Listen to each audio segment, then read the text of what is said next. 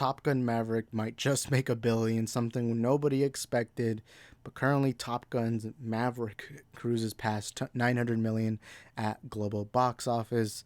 This is big. Nobody expected this. I don't even think the biggest hardcore Top Gun Maverick fans expected this. And by the way, got my copy of Top Gun right here for Blu-ray. I can't wait to get it for Maverick. But I didn't do a full-on review for Maverick, but I did do a quick review. But my quick review is I really love this movie. I think Maverick is better than the original classic. I'll say that. I don't know if that's unpopular because I've seen a lot of people agree with me on that take. However, that's my take. However, we got to talk about the box office. 900 million. It's going to make a billion. It's only been in theaters for 25 days and people are still going. I actually know somebody who works in a theater and keeps telling me that there's still people going to go watch this movie. I have my reasons to why I think that is. And it's because Top Gun Maverick is a freaking amazing movie. But we're going to read the article real quick and then we'll watch. But this movie's going to hit a billion. There's no way it's not. But anyways, it says Paramount's blockbuster Top Gun Maverick is still flying at sky-high altitudes, surpassing 900 million at the global box office with 901.8 million in the bank. The sequel to Tom Cruise's 1968 action flick Top Gun stands as this year's second highest grossing movie worldwide behind Disney's Marvel adventure Doctor Strange in the Multiverse of Madness that made 943 million. Now, that's probably right there. Doctor Strange Multiverse of Madness is probably going to stop because obviously we know it's now on Disney Plus. So we probably shouldn't expect anyone going to the theaters to go watch this movie. Again, maybe it'll barely cross the $1 billion mark. I doubt it because it's already on Disney Plus. The people have wanted to watch it multiple times, have already seen it multiple times, so I doubt that's the case. But let's see. At this rate, Maverick is poised to overtake the crown in the coming weeks, even without playing in China or Russia. That's big because China is the second biggest movie-going market worldwide. The $1 billion mark looks to be within reach. That would be notable because the only other Hollywood movie, Sony's Spiderman No Way Home, has crashed that particular benchmark in COVID times. Top Gun Maverick has grossed $474.7 million at the domestic box office, making it the highest grossing movie of the year in the U.S. For the studio, Top Gun Maverick stands as the second highest grossing domestic release Paramount Picture. Now, I think that's all we really need to read. But this is big. First of all, it's official. We're going to get a Top Gun 3. And by the way, I had to turn on the light. We're going to get a Top Gun 3. At this rate, there's no way they're not going to make a third movie. And I know some people are going to say, hey, this was perfect. Maybe this was a perfect send-off. Or not send-off, but perfect just sequel, and then keep it that way. But in Hollywood, if you make money, you're going to get sequels. Look at Joker. A lot of people didn't expect Joker to ever get a sequel. Guess what? They're working on Joker 2. Movies get sequels. Movies get sequels. If they make money, automatically a sequel. And Top Gun Maverick made, nobody. And again, I'll say this right now. Who here guessed that Maverick was going to make a billion? And if so, could you prove it by sending me an Instagram post, a Twitter post, a YouTube video, whatever? You got to prove it, though. You got to be able to prove. I myself didn't expect Top Gun Maverick to do this well, but there are many reasons why I believe it did well. But before I get into that, we have to remind ourselves the Batman didn't reach 900 million box office. Doctor Strange is not going to hit $1 billion. Everyone thinks that you have to make a comic book movie, or it's either Star Wars, comic book movie, or some big major IP movie. You have to use these franchises to make the $1 billion hits. But I've said from the beginning, you can make a lot. You just got to make a good movie. Now, Top Gun is an IP because, of course, it's a classic from the 80s, but it's not the level of Marvel. It's not the level of DC, Star Wars. It's not at those big IPs. And so I did not expect this movie to make that much money. I expected it to do really well because obviously there's nostalgia for it. But Top Gun Maverick, well done, man. Well done. This is Tom Cruise's highest grossing movie of all time. And that ain't no small feat because we all know Tom Cruise has been an icon in Hollywood for decades upon decades. And, like I said, I think Top Gun Maverick to me is such an amazing movie. I want to go watch it again. I want to go watch it a second time. I might wait for the Blu-ray to come out, but it's a fantastic movie. It's a fantastic movie. And I just love this movie. I love what it did, and I think it deserves that $1 billion mark.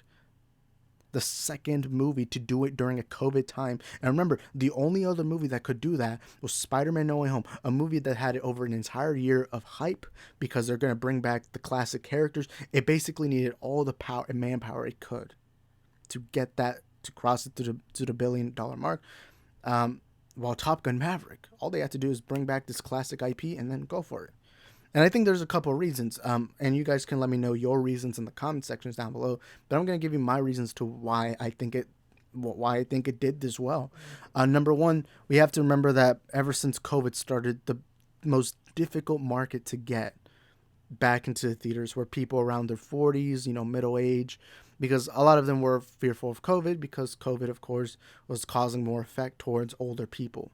And, we have to remember Top Gun, the original Top Gun from the 80s, is a classic.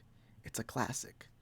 And a lot of people, when they heard the sequel, they're like, holy shit. I remember when I went to go watch Ghostbusters Afterlife, most of the people there were older people. And I think since Top Gun was more classic than Ghostbusters, I think it makes sense that more people went to go watch Top Gun Maverick, because now they realize, hey, I haven't been to the theater in a while. And not only that, but you have to remember one of the reasons why people don't go to theaters as often is it's kind of expensive. $12 ticket, then like $20 popcorn. I don't know. I hate the prices there and in theaters, but a lot of them were like, hey, shit, this is Top Gun Maverick. This is classic. This is, to a lot of people, either it's their childhood movie. Because remember, this movie, I guarantee you, there's a couple of people in the Air Force that probably said that Top Gun Maverick was the movie that got them to want to be in the Air Force. Or maybe it just served a little bit. I can see that happening. I actually know somebody in the military who his favorite kinds of movies are military movies, and he said that watching these movies when he was younger it wasn't the reason, but it was like a little bit of a push. It's kind of like a swing, a tiny push. But that's kind of what he said, and I kind of feel like Top Gun, because we have to remember, I wasn't even alive during that time period. We have to remember that during that time period, this movie caused a natural phenomenon around the world, or around America specifically. Another thing that I do think played factor is the military kind of movie, because here in America, at least, because remember, this movie made a lot of its money in America. There are literal people who are watching this movie more than once that don't usually go to the movies more than once. But this movie is also very military based, and it came out on Memorial Day. In Memorial Day, you want to honor your troops. You want to honor them, and I think a lot of people in honor of that kind of went to go watch Top Gun Maverick, because it's a movie that celebrates that kind of shows love towards military people. And here in America, it is very popular to show your respect. Oftentimes, like for example, veterans will often get discounts at places around, or they'll be allowed to cut in line, or usually people will thank them for their service.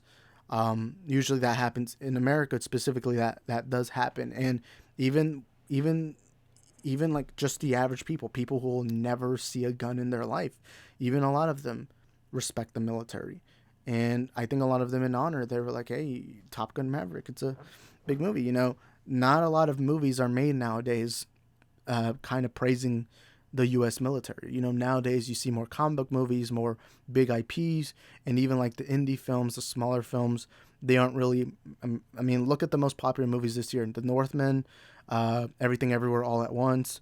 And to me, I think this is the third best movie of the year. My personal subjective. The only movies that I have preferred this year are The Batman and Everything Everywhere All at Once. I think Northmen is a phenomenal masterpiece, but I think Top Gun Maverick beat it out to me. Now, of course, that's opinion based, and I know some of y'all are going to agree, disagree, whatever it is.